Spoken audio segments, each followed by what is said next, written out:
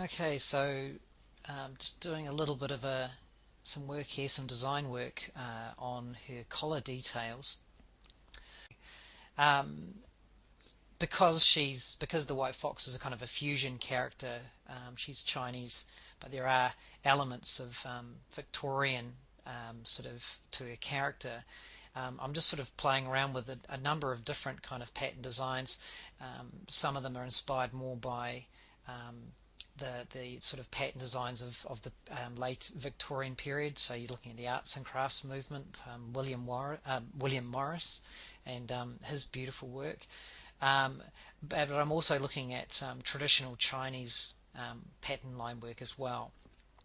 Because her dress is predominantly Victorian, particularly the lower half, I've decided to bring in a more Chinese collar, which has given me the opportunity to look at introducing a strong band of pattern work. Now, in the grand scheme of things, again, because this final illustration is only going to be a little over A4, the artwork, the final artwork, some of this work is probably not going to actually read particularly strongly.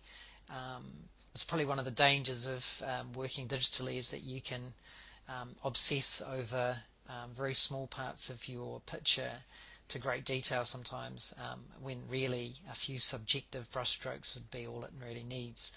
But at the time, I was thinking that I might be printing a copy of this at a significantly larger size for myself. So I thought putting in a little bit of extra detail, which would read at a larger size, wouldn't be a bad thing.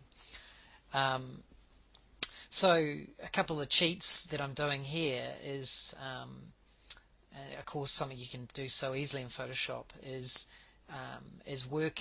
one work up one little piece of the design, and then just sort of scale it, transform it, change it, copy, paste it, replicate it, and explore from that perspective. Quite often, what I'll do is I've got a we'll look at this more closely when we come to doing the pattern work on the fan.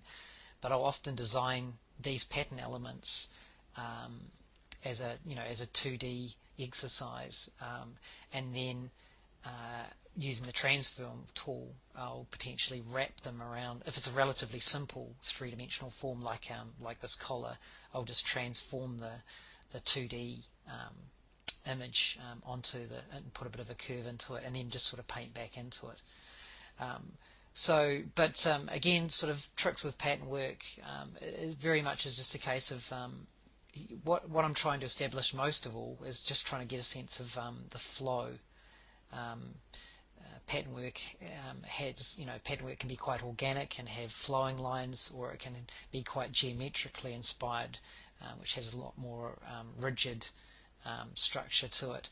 I've decided to go for more of an organic, sort of more Victorian inspired pattern work here. So I'm just exploring the level of detailing, the density of the pattern work, and the scale of it, and the flow of it.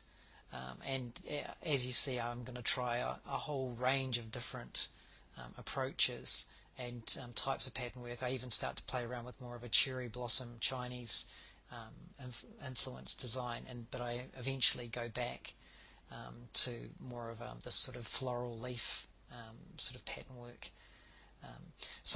Like I said, I'll cover pattern work a little bit more detail with the fan, because that's a slightly better demonstration.